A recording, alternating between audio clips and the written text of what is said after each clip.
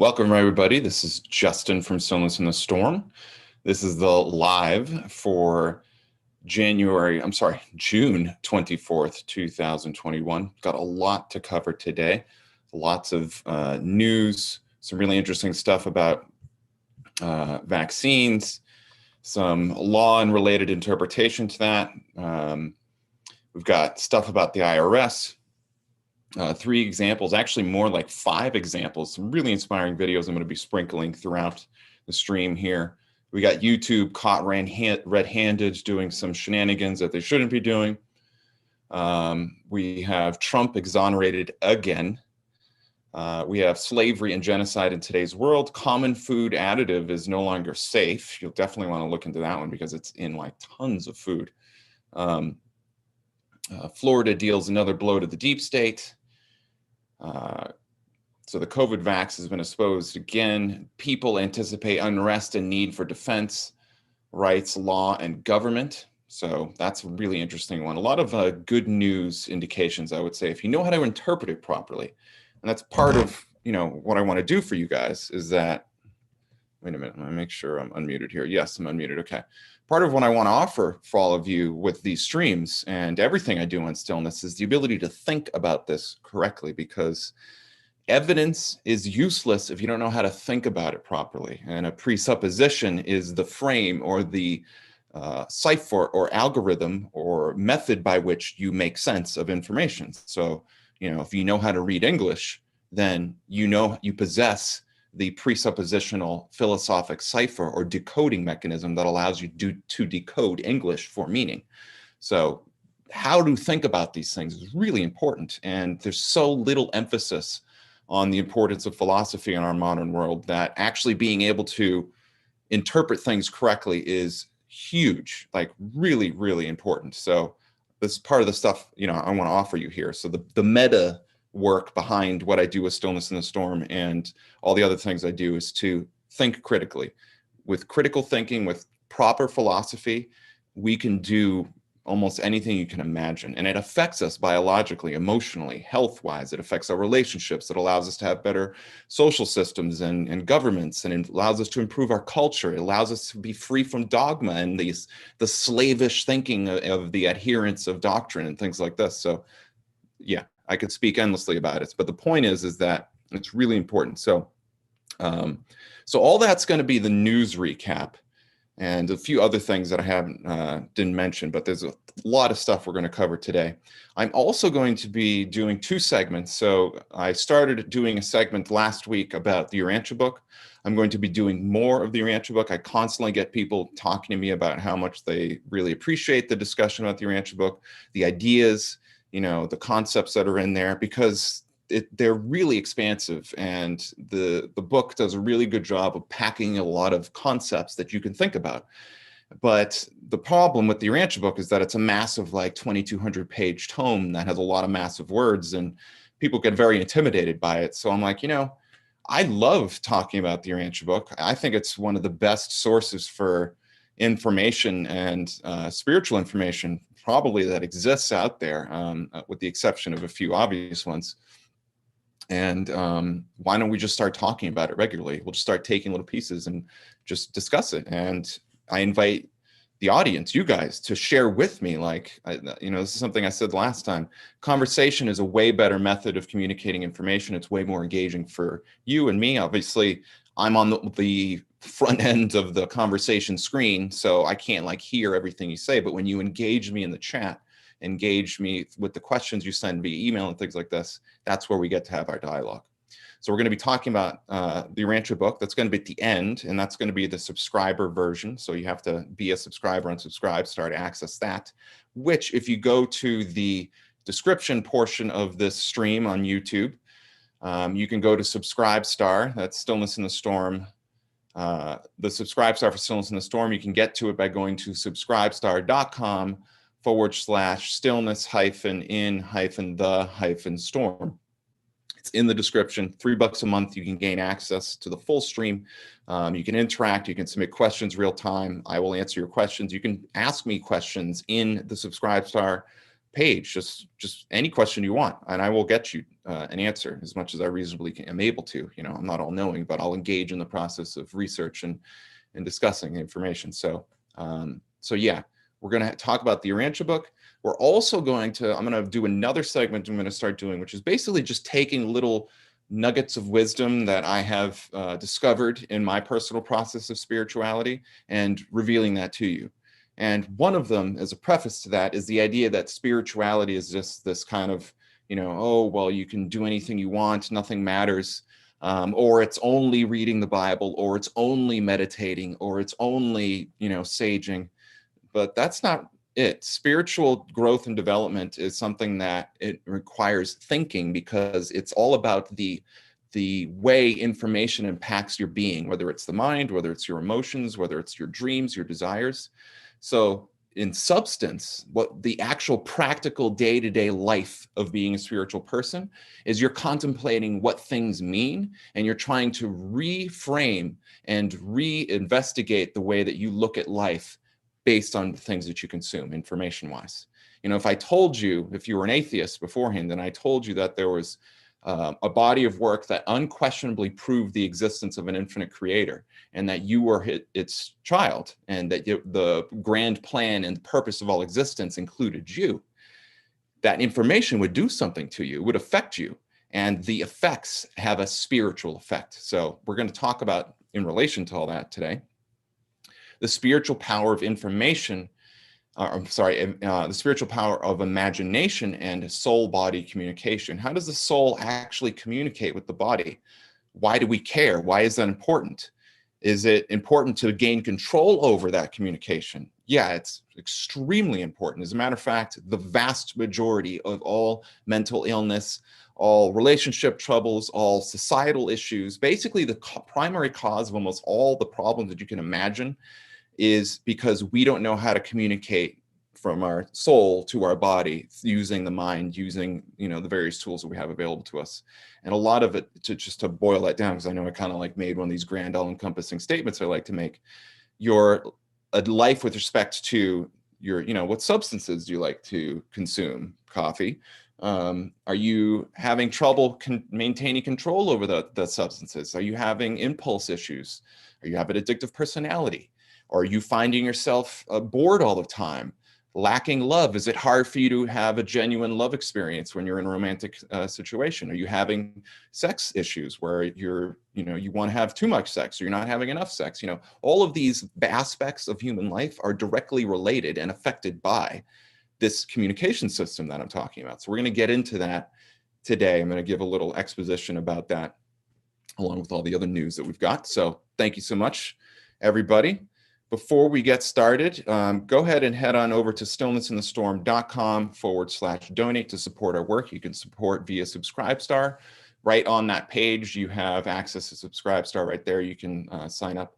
You can also support using the direct payment system we have. So you can bypass PayPal, you can bypass Patreon, you can bypass big tech and all the censors, and send funds directly to us at Stillness in the Storm, and we will use it to, you know, do all the amazing things that we're doing at Stillness in the Storm. And there's a lot of big stuff coming, as I often like to say.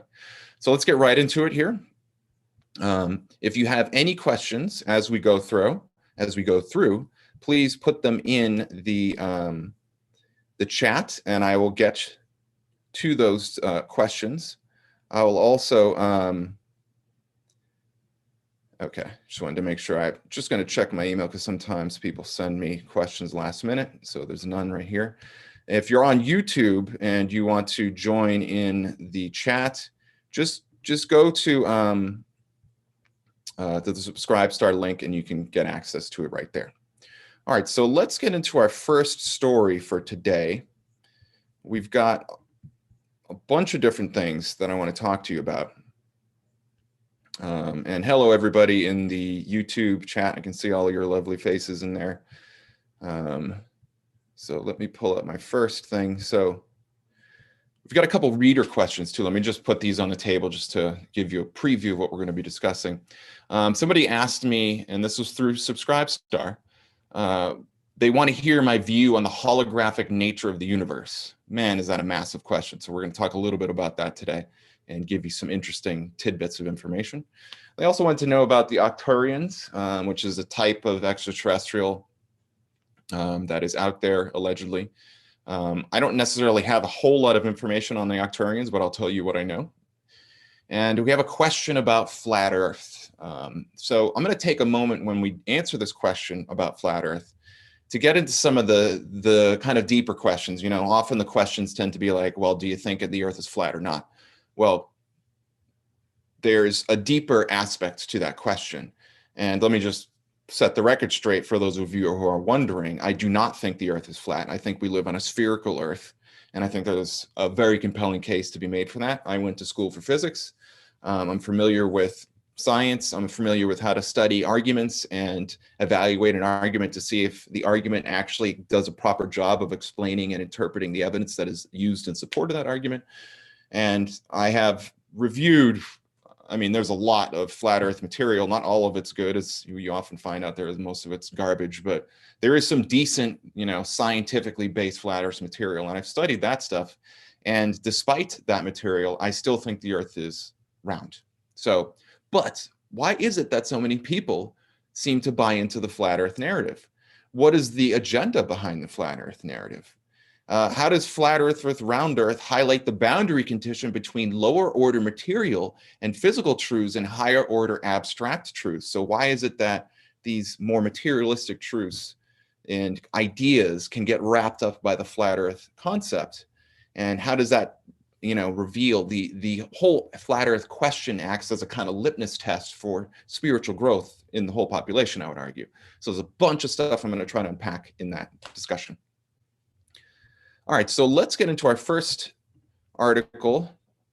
And our first article comes from 100% Fed Up.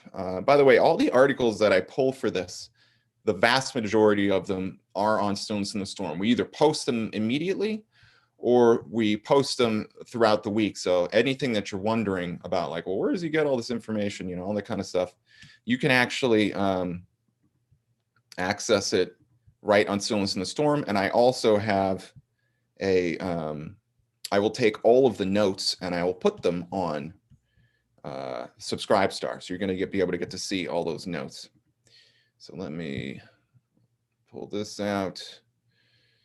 I'll put my, you can see my smiling face right here. I know people like to see that. Okay, so here's the article in question. The National Institute of Allergy and Infectious Diseases, a federal agency that was headed by Fauci for decades, so that's the NAID, so that's the one we've been hearing about in the news a lot. This organization spent $400,000 on experiments grafting scalps of aborted fetuses onto living mice. Ugh. Experimentation on human beings is generally regarded as unnerving. Aborted fetuses is a whole new level of disgusting and objectionable. This is what most people tend to think. So here's a graphic photo of the human hair that is on this. So here you can see it. What you see in this photo are the human hair. And so if you're not familiar with a skin graft, the way skin graft works is you take living skin and you can actually take it off of a living host and then put that in a suspended hyperoxygenated fluid. And then you can take that skin and you can put it on almost anything you can imagine, as long as there's basic compatibility, basic biological compatibility. Rats and mice, believe it or not, are pretty close to us genetically. And so you can definitively graft onto another creature the skin, and that's what you're seeing here. So these are all skin grafts. These are actual human hair that started to grow. So, you know, just gives you an idea like how funky this all this is.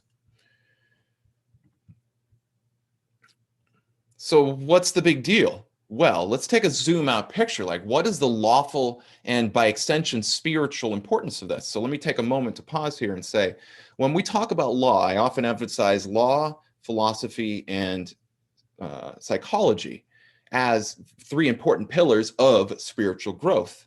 And the reason why these things are important is because the law is the fundamental set of rules that organize reality. Like, why is it that you need to breathe? Why is it that when you hear words, those words are decoded for information in your mind, and then images spring up into your mind as you listen to me speak? You know, all these questions about why the universe works the way it does are enclosed or circumscribed by the concept of law, as I describe it. Philosophy is the process by which you interpret information. So when you decode, when you're reading a book and you're like, man, what is this? You know, you're decoding the words that are in that book, and that produces meaning in your mind. And those meanings affect your sense of reality. What do you think is true? What do you think is real? And then what do you do in relation to what you think is real?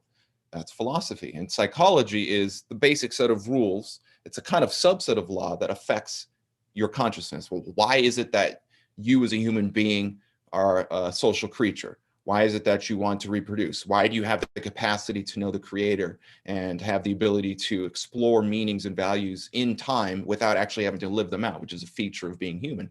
Animals, when they do things, you know, an animal, when it learns by action. It has to do something in order to see what happens, and trial and error to see if it actually learned anything. Well, humans have the ability to explore possibilities in their mind using the imagination.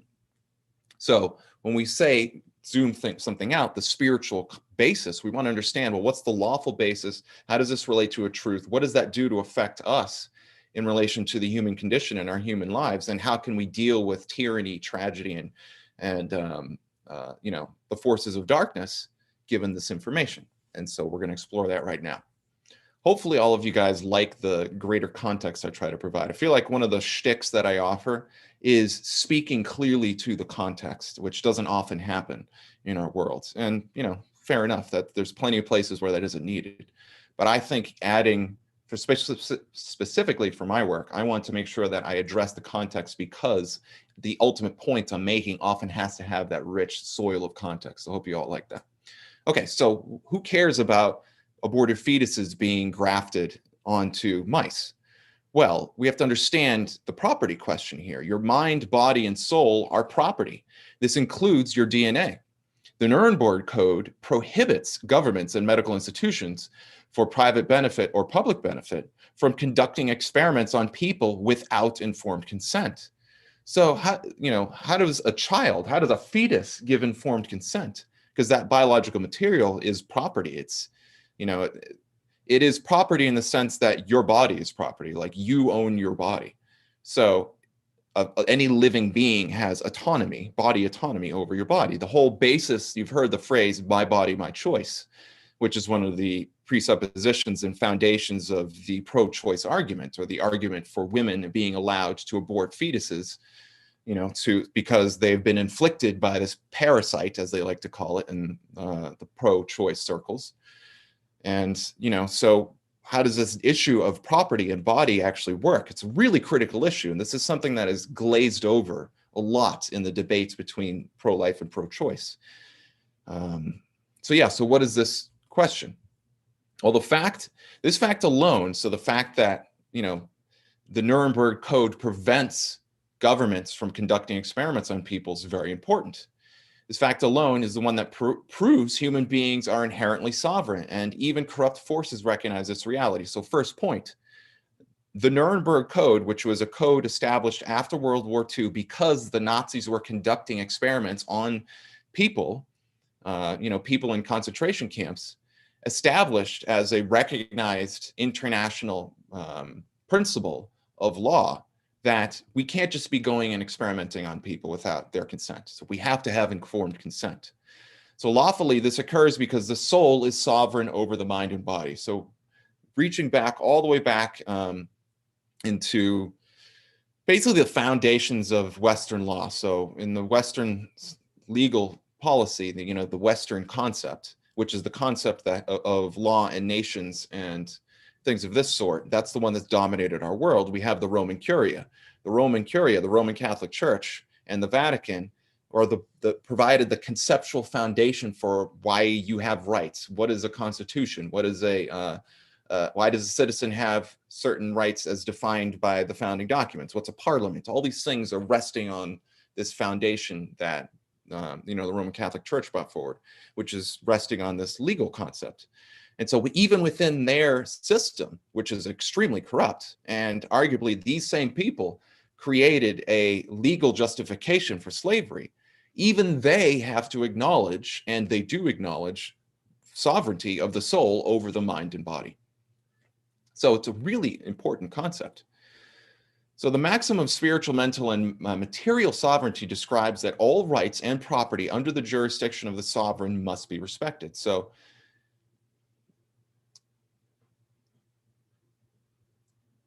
just pausing for a minute because it's a huge topic I could get into. I don't want to overload the whole stream with just this presentation, but what I want to emphasize here is that in order for the cabal to claim, in order for the New World Order and the cabal to work, they have to claim some type of legal structure. And they have to claim that, and that there is a rule system that can be used. And so this idea of informed consent and the sovereignty of the state and the government is really important. Why is it that a communist country can take all the property away from the people? How is it that they can even ban property? Well, it's because they claim to be owners of that property. So what they've done is they've taken the concept of the rights within the individual and they've stripped that away, arguing that they are a better caretaker of those rights than the individual. So yeah, that's really important. So, so the sovereign must A, understand what they are doing, what is called informed consent, and B, make their will of consent explicit. So the reason we have informed consent is because we have this concept in our legal system called personal autonomy and sovereignty. The idea of inalienable rights, or inalienable, meaning that there's no liens that can be placed against them, is a concept that is ubiquitous throughout our global society. No matter what country you're in, for the most part, that concept, that a legal foundation is acknowledged. So with respect to consent, the reason you give informed consent is because you have the right to decide what comes into your body or not. Are you going to get a vaccine or not? Well, somebody from Walmart can't just like stick you with a vaccine as soon as you walk in the door because you have to give consent. And in order to give consent, you have to understand what it is that you're agreeing to and what the effects of this thing are. So if I walk up to you with, something to drink and I said, hey, do you want to drink this? Well, you have the right to know what it is that you're drinking. If you're going to be drinking a poison like arsenic, then in order to have informed consent, you have to know what it is you're drinking. And you also have to know what the effects of that consuming that will be. And that's what informed consent is. And that's resting on this concept of, body sovereignty. So one way to get around this is through legal definitions. So how do you avoid informed consent? Because that's one of the things that's happening right now, is that through various forced mandates, we are avoiding informed consent. A really good example of this is water fluoridation. Why, when were you as a citizen ever given informed consent about this chemical that everybody's being exposed to? Like never. So we have this principle of informed consent, and then we have the reality of what's actually happening. And the reality is that you, even though the law acknowledges that you have consent and your choice, your body, your choice is a valid reality, they get around that through a whole bunch of different ways.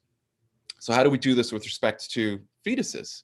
Well, an infant, a fetus, can't, of course, give up their rights because they can't communicate explicit permission. They can't consent to an abortion, nor would they, because they don't understand what it means. So, in order to give informed consent, you have to actually understand what you're doing. And a child doesn't understand language, and it doesn't understand the concepts that language are communicating. So a child, an infant specifically, can't give informed consent, and a fetus certainly can't give informed consent. So how do they get around this? Well, it's because basically they coerce parents into doing it.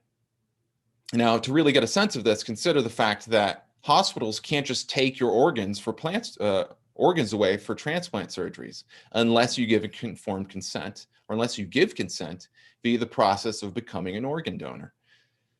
So why should fetuses be any different? Why is it that a fetus, we can avoid this whole issue of informed consent? Well, one of the ways they get around this is, like I said, through the legal definition. A fetus is defined as being inhuman. So literally within a legal concept, the way that they deal with this is a fetus is not a living thing. It's not a human being, because only persons can give informed consent. A fetus isn't a legal person with rights protected under the Constitution. And therefore, a fetus, as defined this way, can legally be permitted or can legally be experimented on because they have no rights, just like a biological sample of cells from a skin sample has no rights. But cells are a form of property. So what I mean by this is this, you know, if you were to give a biological sample, those cells, you know, the definition of a fetus is somewhat equivalent to that concept of biological sample. And so when a mother is, you know, or a pregnant woman, we'll say, when a pregnant woman is going to a Planned Parenthood or some other abortion clinic to abort her child, they're treating the procedure very similarly as the way that you would get, like, you know, a melanoma lopped off from your skin if you were going to see an oncologist, a skin doctor, a dermatologist. An oncologist is a cancer doctor. Dermatologist is a skin doctor. So they're treating it the same basic way. So parents technically own the bodies of their children listed as legal property. And that's true all the way up until 18, which is, you know, the beginning of adulthood, legal adulthood. Now, what's interesting is that this is a huge legal concept, huge in the sense that there's a lot to talk about, but it's not overly complicated. A legal person is basically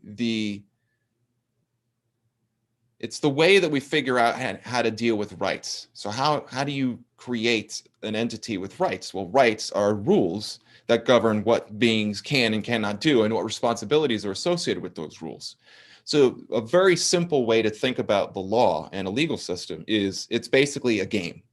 You know, if you were to play a game like baseball, each player in that game has a very specific set of things they can and cannot do. And a person, a natural person or living being, embodies the role of a player. And when they're in that role of a player, they have a certain definition. So they have you might say that there's a legal definition, a legal person of a baseball player. And that baseball player has certain things they can and can't do. If they violate the rules, then within the jurisdiction of the game, they can be sanctioned. They can be thrown out of the game, right? They can have a foul cast against them, which is prevents them. It's a foul is a way to censure or limit the progress of one of the teams based on the misconduct of a player. So in our society, your legal person is the same thing. Well, when a player enters the game, that's when, from a legal perspective, that being has existence.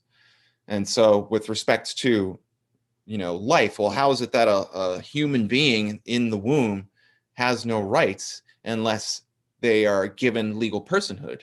You might be wondering this, like, how is that even possible? Well, it's not as nefarious as you might think. It's just the way that legal systems work. And our legal system is obviously not perfect, but with respect to legal definitions and with respect to creating rights, if we were to list aborted fetuses as legal persons, then they would have birth certificates, which is the legal document. It is the event that creates a legal person.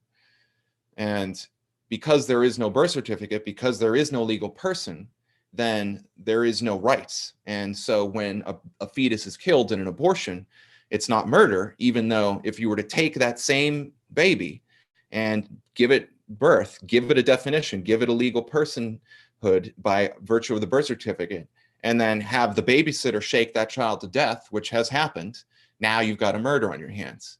So in substance, with respect to the fact that there's a living being, there's no difference, right? In abortion, there's a living being. In the babysitter's case, there's a living being. The difference is an abstract one. It's a conceptual one. It's a philosophic one. This is one of the reasons why law is in the realm of fictions, because it is in the realm of ideas. And we, the human mind and human will, it's called positive law. We get to decide what kind of rules we create to govern our society. So in respects to all of this, it's abhorrent. The kind of key takeaways to this are that we have a situation where Fauci is directly involved in what I would argue as biological exploitation. You know, abortion is abhorrent for many reasons. And the whole issue of abortion is a massive one. So without getting too deep into that, let me just speak clearly about some things so people don't think, you know, I won't leave things to speculation with respect to my views on abortion. I think abortion is abhorrent. I think a society that encourages infanticide at a massive scale has major issues. However, it's a situation where if we had a better cultural system, if we respected life more, if we recognized that what raises a child is not just the parents, but it is the community. It takes a village to raise a child. And that basically from the lowest level of parent, when I say lowest, I mean they're the ones that are directly in contact, and then the highest level of an entire global society, all of those influences are influencing the child. But we live in a world where, you know, children are basically kind of conceived of as glorified pets in a lot of ways. And so when a woman gets pregnant without intention, or the two people have a child and they don't necessarily want to deal with the responsibility of raising that child, then they use abortion as a vehicle to deal with it. And it's a complicated issue. You know, people abort children for all sorts of reasons. I'm not necessarily saying that killing a life is a good idea, but at the same time, you know, a 16-year-old girl who didn't necessarily intend on getting pregnant aborts the child because part of her is concerned that she will not be able to be a good mother to this child. And so there's, you know, you might say there's decent reasons to think about it. If a person acknowledges that they might not be the best parent and they want to potentially avoid raising a person improperly and harming that person and, you know, dealing with that, then that is a noble intention. Like, being a parent isn't just this cavalier thing. But the mechanism by which we deal with that deficit in skill of a potential 16-year-old parent is not necessarily the most ideal. So a little bit on the abortion issue, a whole lot to talk about. Maybe one day we'll get a little bit more into the abortion question. But I am pro-life, but I do think that there's an environmental issue. It's not like we should just get rid of abortion and then all of our problems are solved. Well, no, now we have this issue with, you know, how do we deal with parents that don't know what the hell they're doing and maybe want to, you know, avoid subjecting a child to their ignorance and incompetence? That's a serious question that we should try to figure out an answer for. But, you know, the key issues here is that abortion's a problem. Fauci is complicit in what we might argue a kind of satanic agenda, right? Because they want to use life for their purposes. I can guarantee you that part of the cells that are being used are probably going to a transhumanist agenda, and the transhumanist agenda is a satanic ideology.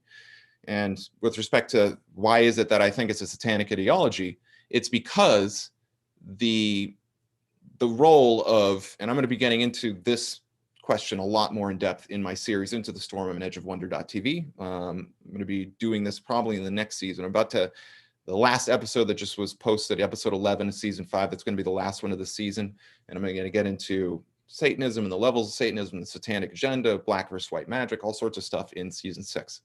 So specifically, transhumanism is a satanic ideology because Satanism at its core is the idea that you can raise yourself above God. You can basically become God through various means. And what's interesting is that theistic, or we might say the antithesis of Satanism, which we might say, you know, Christianity or belief in God, or, you know, those kind of things, there's wrapped up this concept of apotheosis, that if you seek for, strive to know, and want to become like God, then you will become like God, and you will become God-like. And apotheosis is a reference to the idea of becoming God-like. Well, transhumanism is the rejection of religious or spiritual apotheosis in favor of materialistic apotheosis. What is the thing that Jesus and various other religious figures talk about in Abrahamic religions? It's the idea of spiritual salvation, right? That you can gain eternal life, life everlasting, by belief in the gospel, right? That's the doctrine. Well, the transhumanist agenda is the same thing. They're saying you can become immortal, you can have eternal life if you just, follow the dictates of the transhumanist agenda. So I have a feeling Fauci is involved in that in some degree. So we'll just put it that way. So that's that specific topic. The next story we're going to get into is some really awesome stories. Matter of fact, let me see if I can find a cool image to put up while I talk about this. Ivory.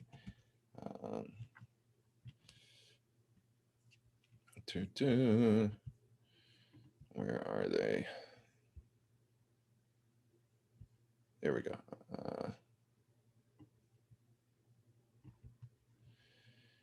And yeah, okay, 1 second.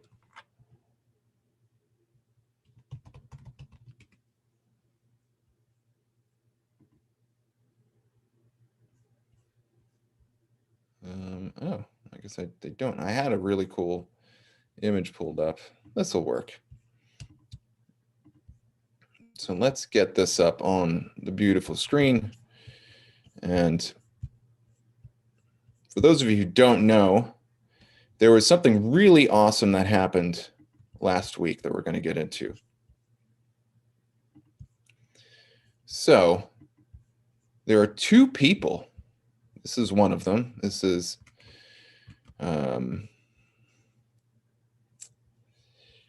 where is that? This is April Moss that we're looking at right now. And this other woman is Ivory Hecker. So these two women are ones you should be paying attention to, this one right here. So why is that? Well,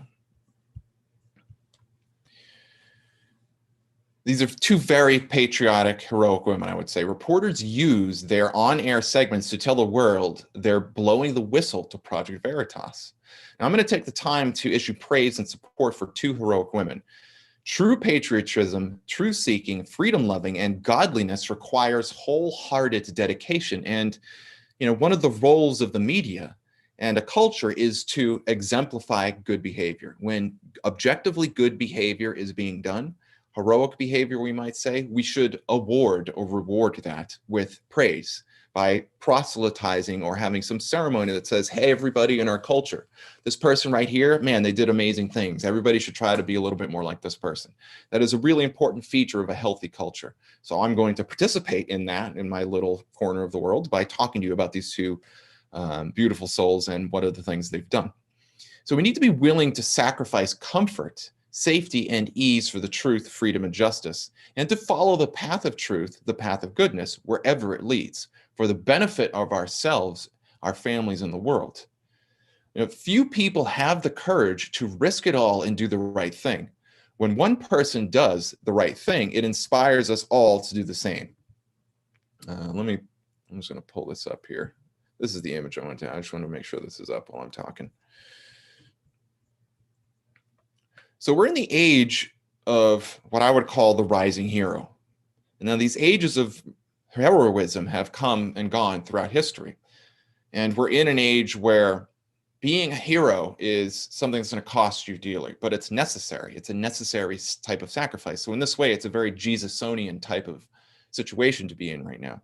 If you stand for the truth, if you want to speak the truth, if you want to do the right thing, if you want to invalidate either less than true concepts of truth or total falsehoods, you're probably going to get attacked by the cabal and the deep state. So if you want to be a hero right now, you're going to have to deal with a lot of flack. Look at what happened to Trump. Look at what happened to My Pillow guy. God, I can't remember his name for some reason. Apologies, but that individual. There's a whole lot of instances where this kind of thing happens. And the important thing here is that when we, as people who love truth, freedom, and justice, support each other, when we support those heroes that are willing to risk it all and do the right thing anyway, then we make it a little easier to do the right thing in general. So more and more, we're seeing heroic displays of freedom fighting from patriotic, God-loving Americans. Let's take a moment to be inspired and guided by two amazing patriotic women. Last week, Ivory Hecker, who is this woman right here. There we go. Get a nice, good picture of her. Fox News 26 Houston reporter shocked the world when she risked her job and her Fox 22. When she risked her job and used her Fox 26 news segment to say she's going to speak with Project Veritas about corruption and censorship at Fox News Corporation. Days later, Hecker's bravery inspired another reporter, April Moss, from CBS 62 Detroit, who did the exact same thing. Moss blew the whistle on wrongdoing by CBS to Project Veritas. So both these reporters were fired for their courage to reveal the truth. And this is what I mean. The price of doing the right thing in a corrupt situation, in a corrupt relationship, in a corrupt family, in a corrupt community, in a corrupt job or employment, in a corrupt nation, in a corrupt world, it's going to cost you. You're going to have to suffer the trials and travails of the house slaves, basically, those people who are enjoying the benefit of corruption and they don't want anything to change. So that's the situation. We're at a turning point in our history right now where doing the right thing is extremely necessary. And yet so many things have been corrupted that you're going to suffer a little bit. So being brave and standing up, doing the right thing could become a popular trend. So what's really cool about this is that it's a moment of inspiration. Ivory Hecker did the inspiring thing to speak and reveal to the world on her news segment that she wanted to blow the whistle on Fox. And then days later, another reporter did the exact same thing. This is not something that we should just gloss over. You know, it's not necessarily going to like end the cabal tomorrow, but it shows that there's a trend towards freedom. And it shows this really important principle of what we might say positive social influence. You know, we are social creatures. We tend to be inspired by the actions of others. And this is one of the reasons why celebrities are used to manipulate the masses. This is one of the reasons why celebrities are being asked by vaccine manufacturers to take public photos to get the jab, because they know you and a whole lot of other people out there, just by virtue of the fact that somebody with high social status is partaking of an activity like getting a vaccine, are going to be a little bit more incentivized to do it, because as social creatures, we have herd psychology, and our herd psychology says you need to do what the leader or the alpha of the herd does so that you can be a part of the in-group, because being a part of the in-group means survival, and it means access to the benefits that make life worth living. So at a very, very deep level, when you see somebody that you believe is socially prominent, even if you don't like them, you're going to feel a little bit more oomph to want to do that thing. So it's a really important thing to keep in mind, because you're going to be influenced all the time in life. And if you know how to consciously understand why these things influence you and why all of a sudden you're like, man, why is it that I'm like, I really want to, I don't know, eat a Dunkin' Donuts sandwich? Well, maybe it's because you've been watching Dunkin' Donuts commercials for 3 weeks straight, and you don't know, you don't necessarily understand that subtle subconscious influence is happening, because in the commercials for Dunkin' Donuts, they're using celebrities and people with social influence or social influencing mechanisms to influence your mind. So, okay, so let's look at what these brave reporters actually did. So I'm going to play a little bit of the segment. Outages across the region. Fox 26 reporter Ivory Hecker is live in Montgomery County to take a look at that aspect. Thanks, guys. That's right. Before we get to that story, I want to let you, the viewers, know that Fox Corp has been muzzling me to keep certain information from you, the viewers. And from what I'm gathering, I am not the only reporter being subjected to this. I am going to be releasing some recordings about what goes on behind the scenes at Fox, because it applies to you, the viewers. I found a nonprofit journalism group called Project Veritas. It's going to put that out tomorrow, so tune into them. But as for this heat wave across Texas. Wow. Man, every time I see this, I get chills, because, you know, she's nervous. You can tell, because she's doing a little self-comforting exercises and behavior, body language, but she's doing it anyway. And she kind of leans in. She uses emphasis, especially when she's kind of delivering the punchline, which is that she is going to talk to Project Veritas. And that's, it's the thing that ultimately cost her job, that she was going to talk to Project Veritas. So this is Ivory Hecker, an inspiration. This is really, really important. I mean, you can imagine your reputation. I could probably speak to the dynamics of what we're talking about right now for like 2 hours, no joke, because there's so much to glean from this. But what I wanted to really emphasize is that it's heroic for somebody to risk their reputation and their livelihood to speak the truth, something they believe to be true and something they believe to be important. It's highly likely that Ivory Hecker will never work in her old field again. As a matter of fact, in the notes of this video, I am going to put the Project Veritas segment with her.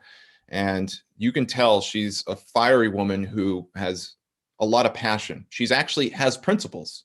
She's one of these few people in the media, believe it or not, who actually cares about reporting the truth. And she has a hard moral and ethical qualm or issue with letting corporate silence her on issues that were very important, specifically the suppression of ivermectin with respect to treating the coronavirus.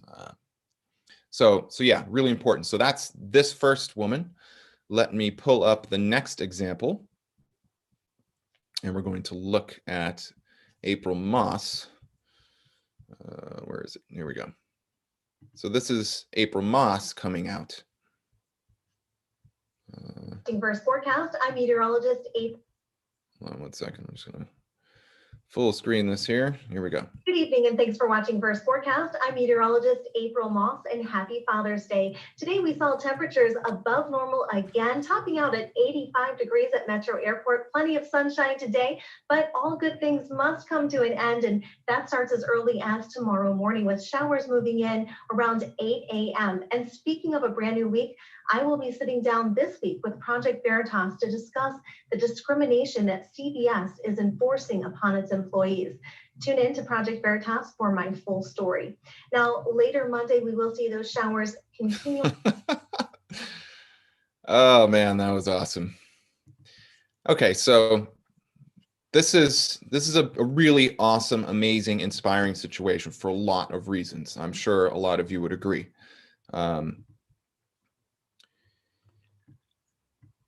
So let me talk to you about why I think it's so important. Let's see. Well, we need to step back and look at this situation with the right perspective, a spiritual and principles of freedom perspective. The fact is, the same problem has plagued humanity for thousands of years, which is that good people do nothing and evil reigns as a result. Truth, freedom, and justice only prosper when good people do something, when all people accept responsibility in the state of society. Now, the truth is that you have the ability to respond. When I say responsible, I don't mean you're responsible in the same way that, a police officer is responsible or an elected official because they were appointed to a specific position. They hold an office and they took an oath. And they have much more, we might say, investment in the game. They are responsible in the sense that they are the appointed office holder or leader who is specifically tasked with taking responsibility for things when they go wrong. What I'm talking about is the ability to respond. That when you see a thief in the convenience store stealing and putting like packets of gum in their pocket, you could do something. Now, a lot of people don't do something because they don't want to risk their livelihood or they don't know what to do, so they choose not to do anything. And that's fair enough. I'm not saying that you have to do things without having qualified skills to do so.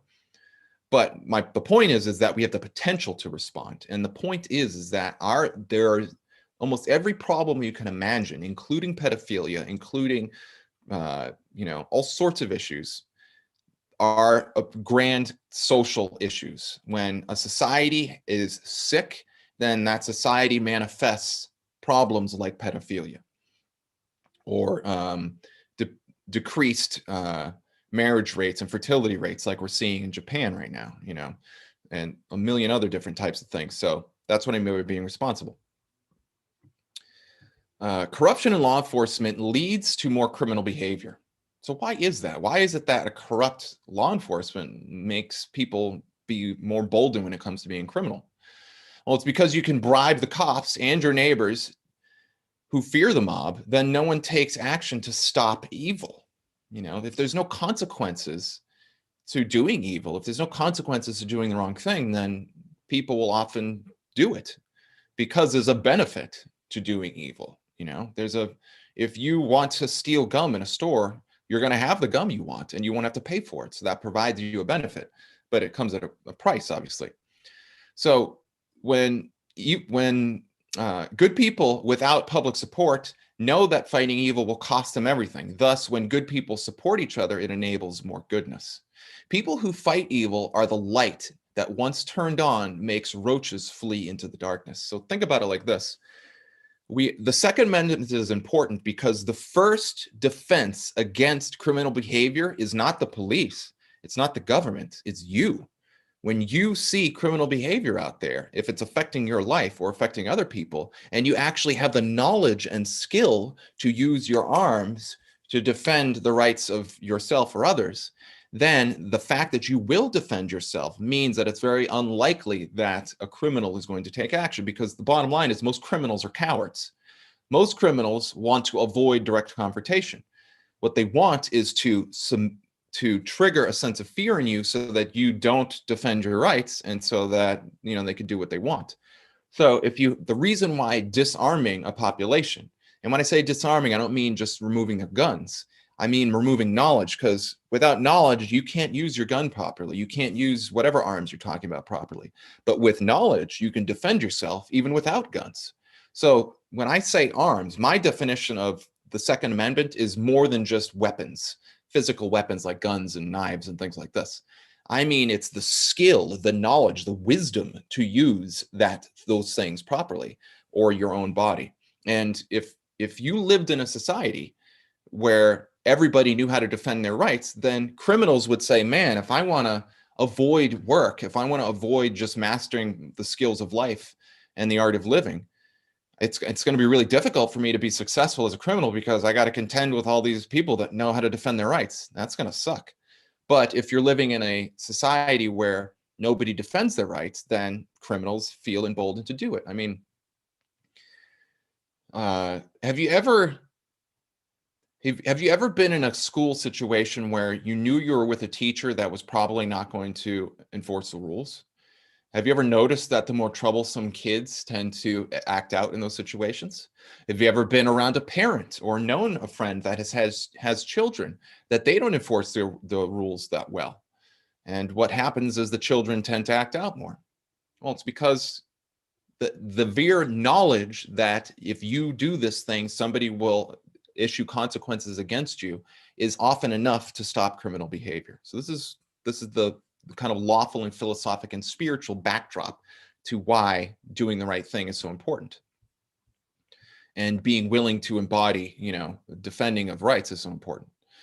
So history is a tapestry of times when good people joined together to stop evil, creating an age of freedom and prosperity, followed by an age of ease and laziness that eventually caused a downfall where evil returned again. The phrase, "the price of freedom is eternal vigilance," speaks to this cycle of freedom and tyranny. So there's, this idea that good people have finally woken up and decided to take the world back from corrupt evil forces is not a new one. This isn't the first time this has happened, not at all. This cycle happens a lot. And the main reason, I would argue, one of the main points I want to get across to you with this is that we're in this beautiful time where there's corruption everywhere. Criminals are in the halls of power all over the place in our world. So the opportunity for good people to do something is ripe. There's a lot of low-hanging fruit out there. And there is going to come a time, another age of prosperity is going to come where good people are going to say, you know what, enough of this insanity. I'm going to get up, I'm going to do something. Hey man, neighbors and the people that I live with and interact with, and people like you who are listening to my words, let's work together to defend our rights and protect our freedoms and get these corrupt people out of office. And we're going to do something. But then in 20 years, a generation is going to come who knows nothing but freedom and doesn't remember what tyranny looked like. And the people who raised that free generation don't necessarily want to take the time to record in the annals of history all of the issues that led to a freedom-loving generation wanting to fight for freedom. And so that creates a situation where, well, we're telling people to do these things, but the reason why is 3 degrees of separation removed. And then 60 years goes by, and before you know it, the traditions that allowed freedom to prosper just kind of become this hazy, like, social imposition. Like, yeah, you got to know your Constitution, and you got to know what your rights are, and you got to know your 10 commandments. And, the newer generations like, yeah, whatever, okay. And they're just paying lip service to it, but they don't really understand the reason why. So if we really want to create an unending freedom state, we might say, we have to be willing to record all the nitty-gritty truths, the things that are uncomfortable that we don't necessarily want to know about, like what's in this book, and pass that on to future generations and create a better system by which newer generations are initiated into the rights of true freedom. So the founding fathers lived in an age of overwhelming evil and corruption. If they chose to do nothing, there would be no United States. And the power of self-governance and freedom from despots wouldn't have become a global movement. Instead, the founders decided to do the right thing, paying the price of becoming the targets of evildoers.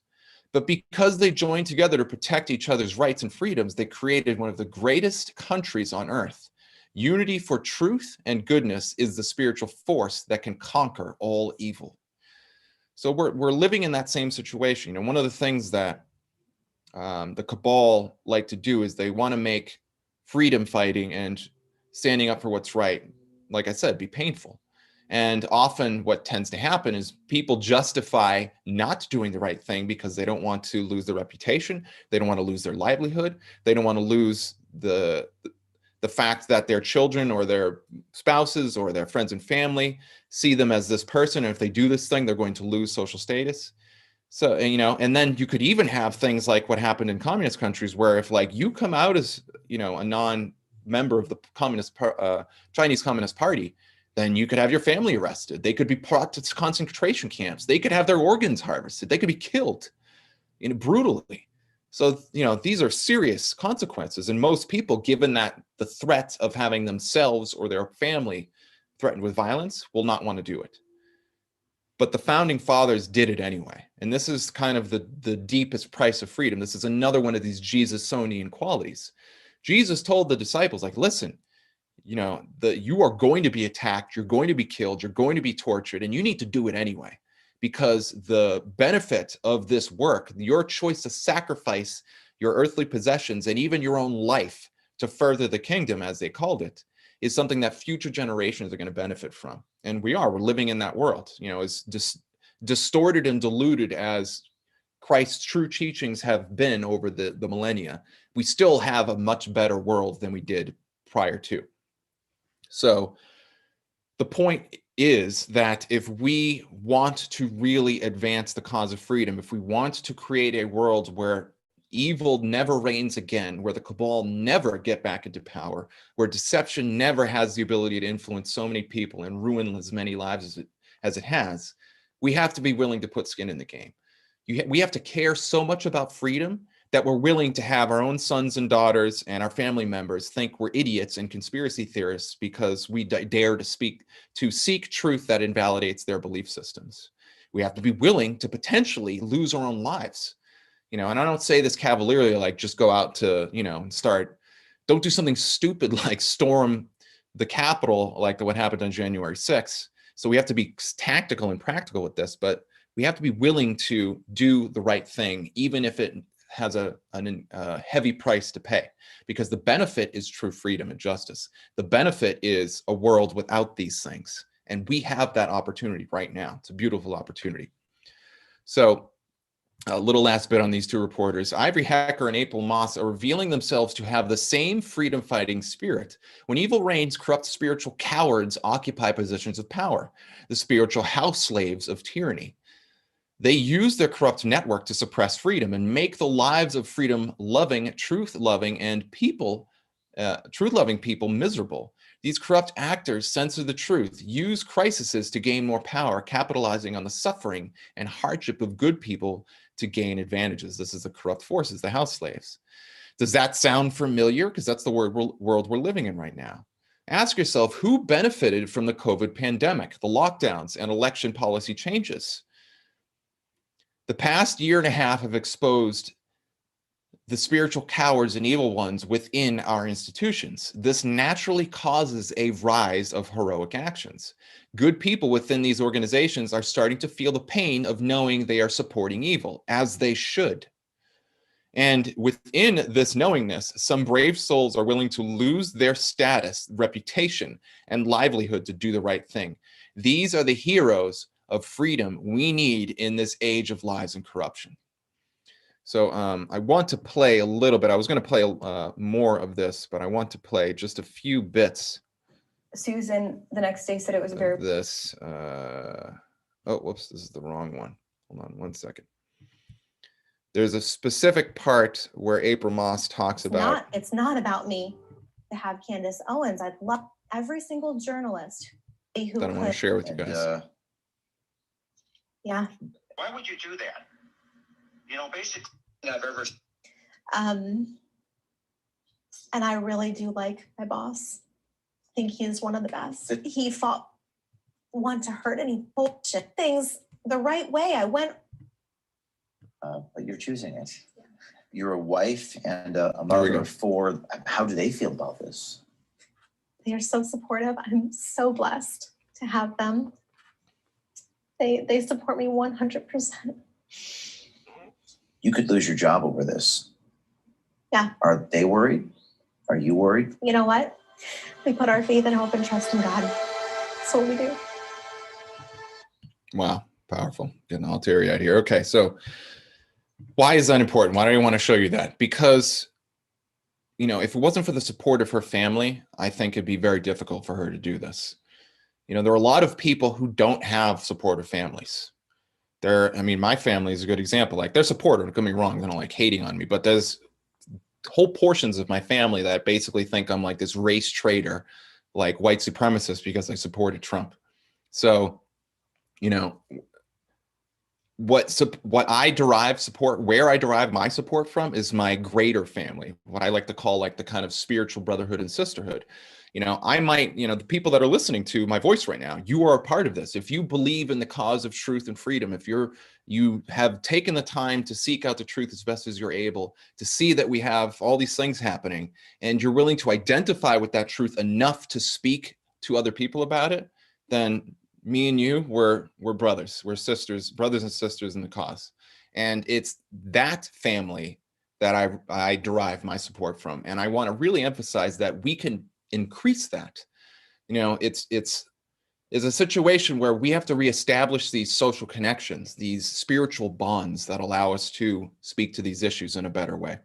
And we can actually support each other. I want to be able to, and I don't have a perfect solution for this, but I have a dream where we can create some type of system, whether it's through technology or whatnot, where people who don't have the ability to feel supported in their awakening to the greater truth can find other people who are willing to create those spiritual bonds with them.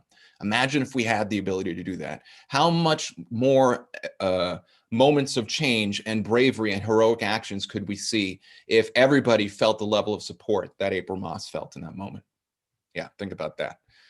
Okay, so let's see. Let me take a moment to see where we're at. Okay.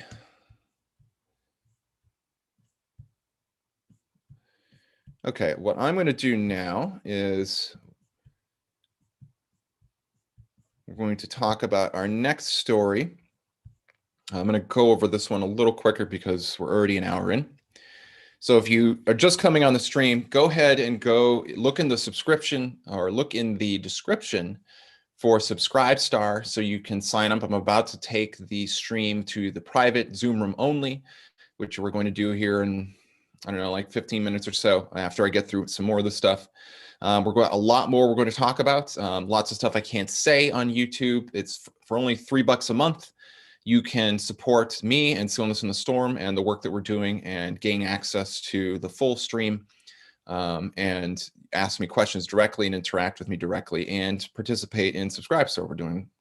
I want that to become a place where we can have a lot of interaction, and even might be a place to connect with other people who are into the same truths you are. That'd be awesome.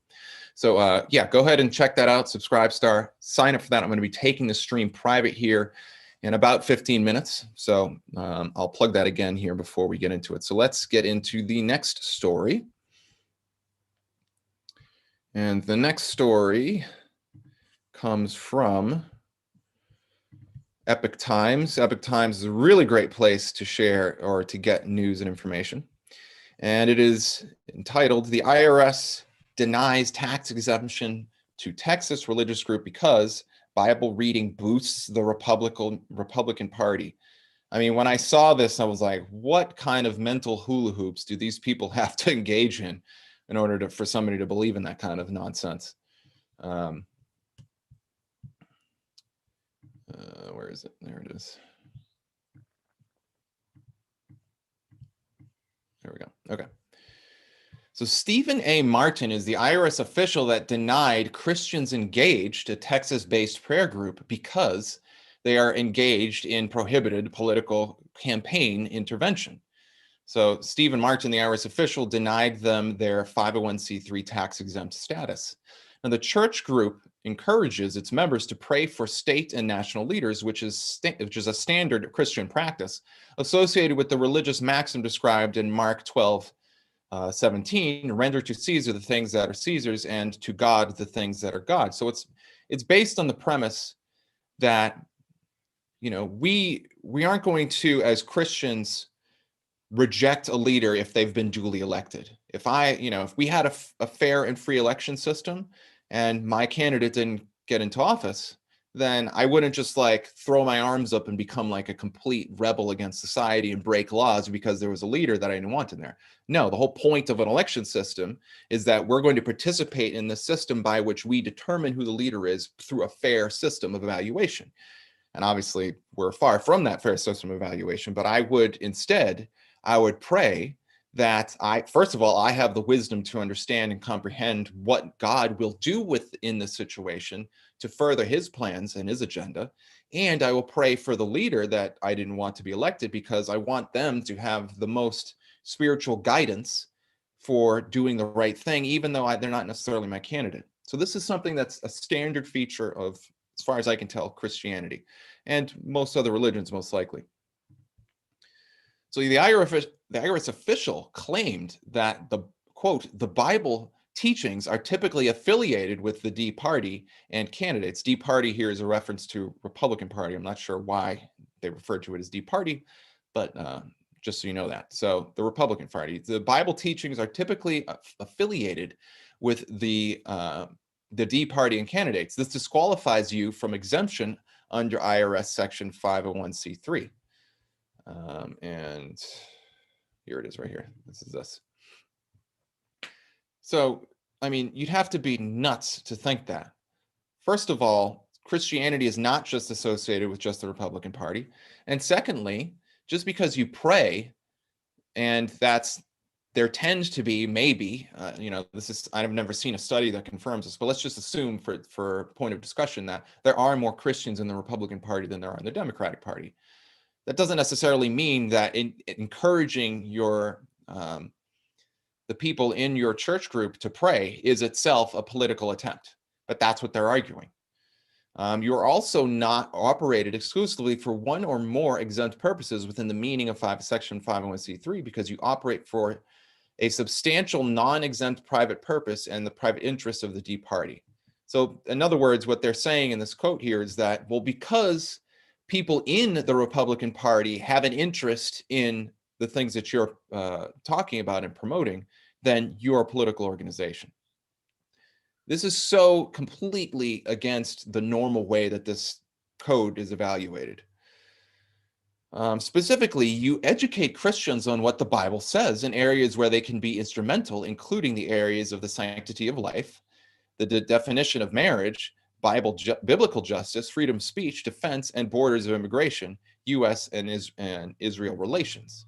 The Bible teachings are typically affiliated with the Republican Party and candidates, and this disqualifies you from exemption under IRS Section 501c3.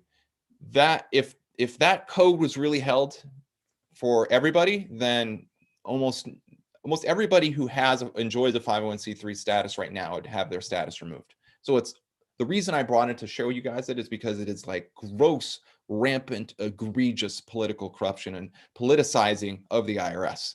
Now, the IRS is itself a highly corrupt organization. It's an aspect of the IMF. The IRS is not necessarily an organization that's directly under the control of the United States government. There's a reason why it's on Puerto Rico. There's a whole lot we could talk about there. I have a project that I'm working on, not actively right now. It's something I started a few months ago, and I had to put a pause on it because of some things, but I'm going to hopefully be doing an exposition about the true history of the Patriots in relation to the what happened in the Civil War, why the IRS was created, where tax status comes from. You know, we've heard that the United States is a corporation. When did that happen? Why is that a problem? Why is it not a problem? There's a ton to talk about there. So hopefully in the future, I'm going to be doing a really big series on that. So this is a clear attempt to suppress religious freedoms of Christians and patriotic Americans by denying the Texas group tax-exempt status. But the IRS official's letter violates the most basic definitions of political support. First Liberty Institute is appealing the official IRS decision, saying it is a statement that, quote, only a politicized IRS could see Americans who pray for their nation vote in every election and work to engage others in political process as a threat. The IRS violated its own regulations on denying tax-exempt status because Christians engaged in teaching biblical views. By definition, the IRS would have to also deny Black Lives Matter its 501c3 status as well. I mean, think about that. Like, what does Black Lives Matter say? What do they represent? What are the people in Black Lives Matter talking about? Well, they're basically talking about how the Republican Party and all sorts of people within politics are, you know, white supremacists, racists, Nazis, all these things, and they're promoting a certain political ideology by the very same categorical definition that the IRS agent invoked to deny that Texas group. He should also, and the IRS in general, should also deny Black Lives Matter. So yeah, clear shenanigans. All right, let's move on to the next story. This one is, this new website has documented that Joe Biden, the YouTube channel for the White House is being suppressed. Their dislikes are being suppressed. And I'll just go over this very quickly. As you can see here, let's see, like, look at the dislike ratio. So they've taken this, unfortunately, so tiny. Let me see if I can make it a little bigger for you guys. There we go.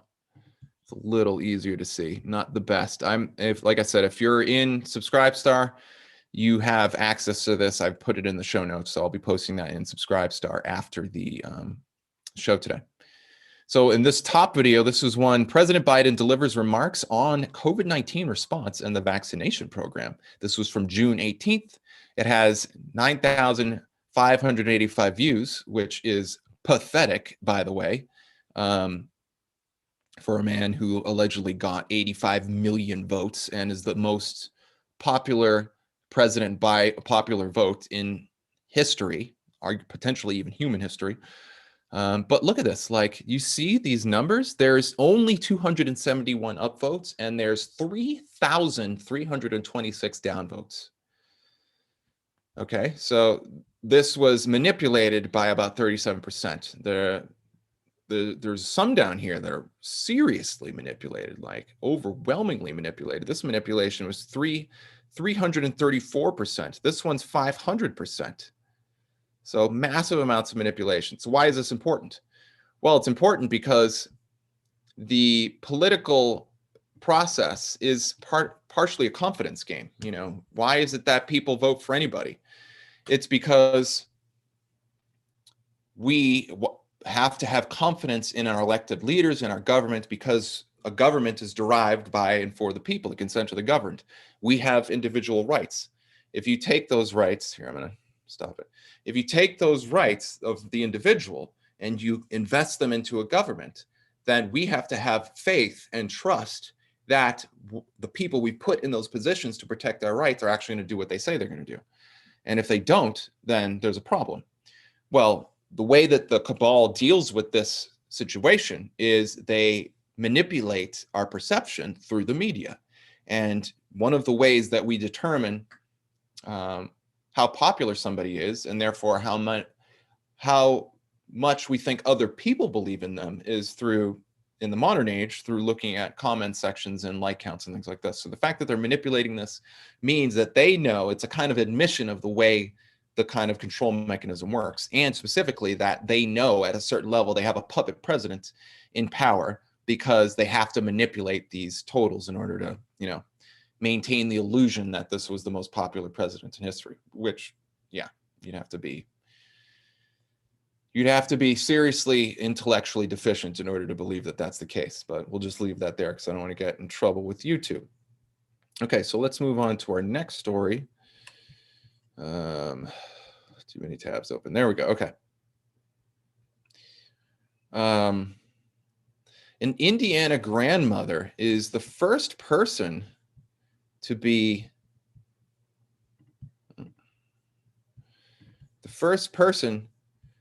arrested and sentenced in the Capitol insurrection. The dishonest mainstream media and Democrat lawmakers continue to lie about the people who were arrested in the January 6th Capitol Hill incident. The false narrative that Americans, many of whom were waved into the Capitol by Capitol police officers, are dangerous terrorists, continues to unravel. The latest news about the first person to be sentenced for entering the Capitol building is a perfect example of how dishonest our propagandist media has become. An Indiana grandmother of 5 pled guilty to a single misdemeanor count of parading in the Capitol building Wednesday, becoming the first of more than 400 defendants to be sentenced in connection with the Capitol riot. It's a travesty, man. Look at this. This poor woman is being sentenced, and I don't know what her sentence is going to be. I think maybe I mentioned it.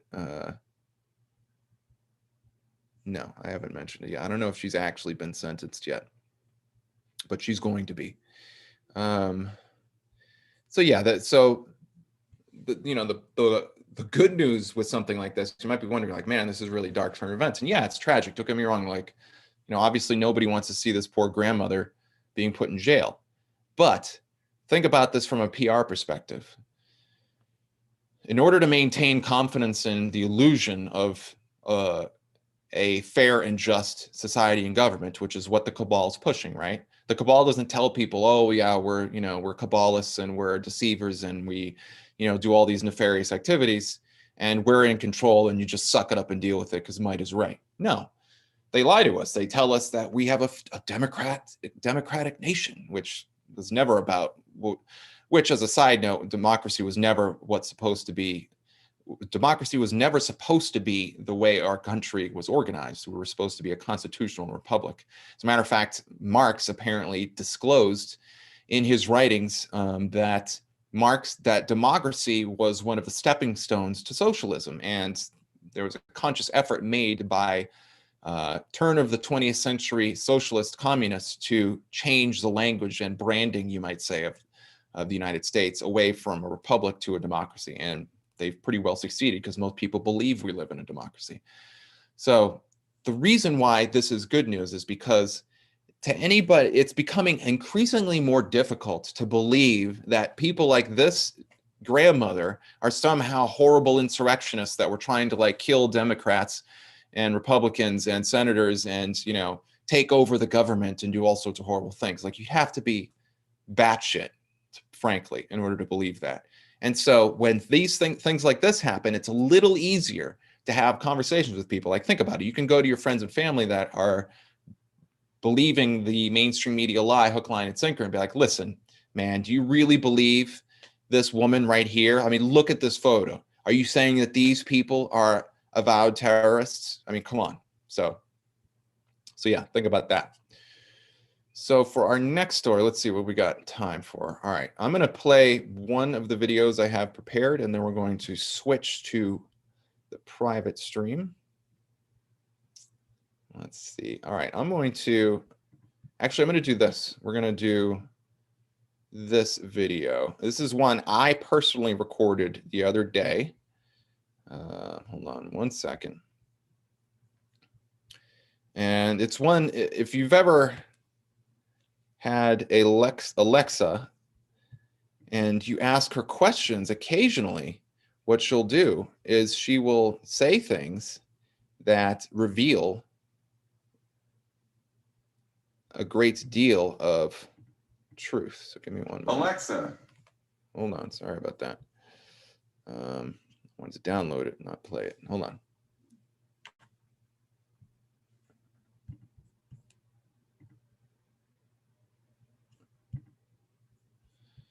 Okay.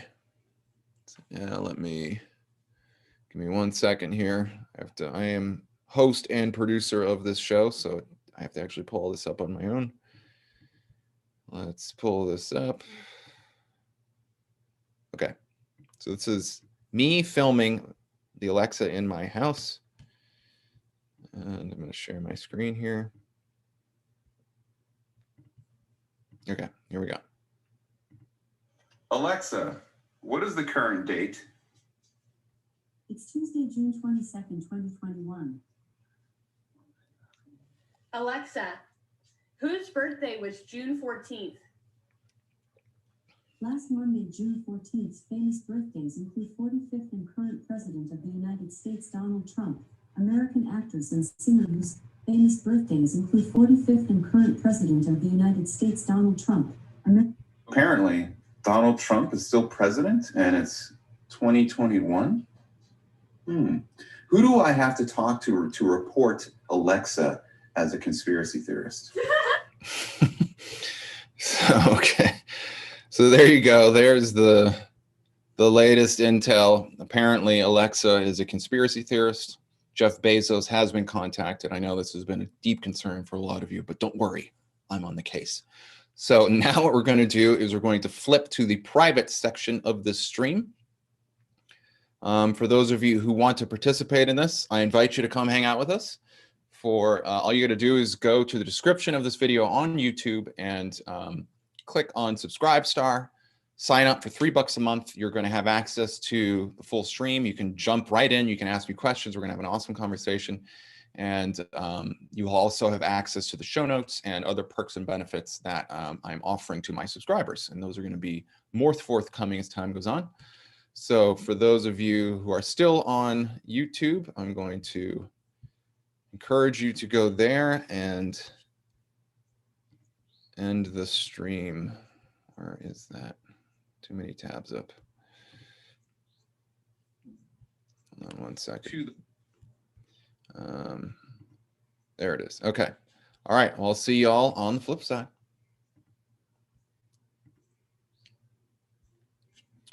Okay.